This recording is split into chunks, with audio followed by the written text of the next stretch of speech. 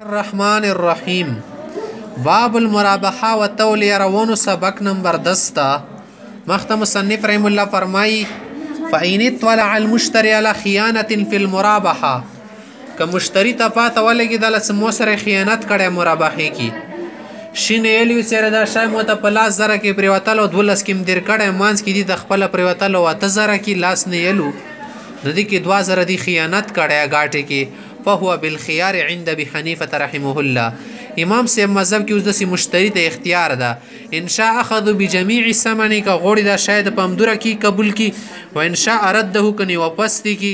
ځکه څه ګاټه آسی دي ګاټي ولا بیا ده و ان طلع على خيانه في تولیته که په تولیه کې وسره خیانت کړي دي ته لیو په لاس زره کې په خپل سار خسته ده په خپل سارې در کوم لاس زره کې مانځ کې ورسته پاته ولګېده څه دي دروغ یې لیو 8 زره کې ورته شامل او شو 2 زره د خیانت کړه د دوکې کې والدي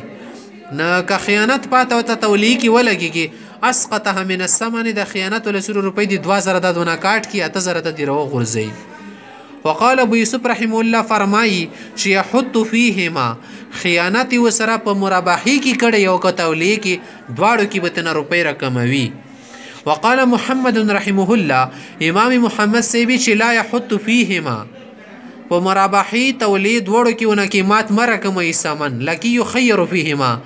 ها اختیار دي تشتو د کشای خلی ودی خلی کني واپس دي کی ومن اشترى شيء كيسري دسي شای واخستو مما ينقل سی وزن بلز توړل شي ويحول وزن بلز ته ګرځول شي لم يجوز له بيع حتى يقبضه اوره پرې دي خرڅول مان دي سو پرې قبضه نه کړه اوالی زون ته قبضه کی اغه نه بعد بل سړی بنې کا خرڅي بیا جایز ده ويجوز بيع العقار قبل القبض عند ابي حنيفه وابي يوسف رحمهم الله شیخین حضرات په نسبندې زمکه شوله جایداد شولو پلاټ شولو کور شولو کمره شو دي خرڅول د قبضې نه مخکې جایز دي لکه دا چې وسړی نه موکور وخستو په 25 لاکه باندې 3 کمرې دی ورکه مخته زه د خرڅول شکمور کې قبضه نه کړه ویره غلانه خیر د ویلې ځکه څه دوه شی چوک د ځمکې نه وړي نه بلځته او نه چوک تښتول شي وقال محمد رحمه الله امام محمد سوي لا يجوز شای منقول وي او که غیر منقول وي ډیزاین وړل شي او که نه شي وړل دا به نه خرڅې د قبضې نه مخکې ځکه حدیث کې مطلقا رغلی دي پیغمبر علیه السلام دی بیا ما لم یقبضنا منع فرمیلی ده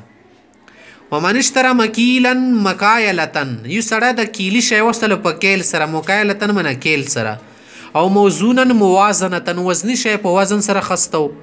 فقتاله څورشته کله ځان ته کیل کړلو وی ته زنه وزن کړلو ثم باعه بیا خرڅ کړلو مکایلتن په کیل سره موازنتن وزن سره لم يجوز للمشتري منه ان يبيعه مشتری ته جایز نه ده څه دینه ډایرک بیا د مخته غنم جوړ خارج کی چوبنه ولا يكل خري بيانا ولا کی حتى يعيد الكيل والوزن دوباره به کیل ته وزن ورکی کی ځکه پیغمبر اسلام د سیمانه فرمایلی دا سکیل ته وزن بدانوت و عام کی کوي اور به خرڅاوي نه والتصرف في الثمن قبل القبض جائز ها مبيعي کې خو تصرف نه دا جایز خو سمن دا روپۍ دي دی کې د قبضې نه مخکې تصرف جایز ځکه دا متعین کیږي نه ويجوز للمشتري مشتری ته جایز ده ان يزيد للبائع في الثمن سبای ته زیاتی روپۍ ورکې شاونه خسته 12 کې چلو 14 د شي مو طرفه هم دسه ويجوز للبائع بائع ته جایز ده يزيد للمشتري في المبيع سمبي کې ته زیات ولا ولې 14 برم در کړي 14 کې سلو 13 نیمه برې ولدار کې نیمه مفت شو ويجوز يحط من الثمن سمن کی کمای راوستل شي ويتعلق الاستحقاق بجميع ذلك کسبور کی چوک مستحق رهو تو حقدار نه حد کی هغه ته حق شته ده په زیاتواله کې ته حق شته ده ومن باع بثمن حال یسړه ده شای خرج کو په الحال روپی راکم سول ثم اجل اجلا معلوما خو بل چلو بسرنه اوس ما خلا اجل وسرتی کو سر درې میاشتو بعد روپی بیا در کې ټیک تسلو سوار معجلا دا شای معجل شو دي کې نیټه مقرره شو بس مغین ټی ته بخلی وكل دين حال اغه قرضا دین ستو چون رخصته د شبدالي کې دي لکه تو دیار لس برې دوړه وروړي در باندې 15000 روپیا غسړي رولې مثلا یا سالويغ زره دا حال ده کنه اذا اجله صاحب چې کله صاحب د نیټه در ک چل اوسې مار کو خیر ده بیا چې تر وکسوار موجلا دی کی ته تجیل کول شي جایز ده الا القرض قرضی کی ته چونه نیټه نشي غختل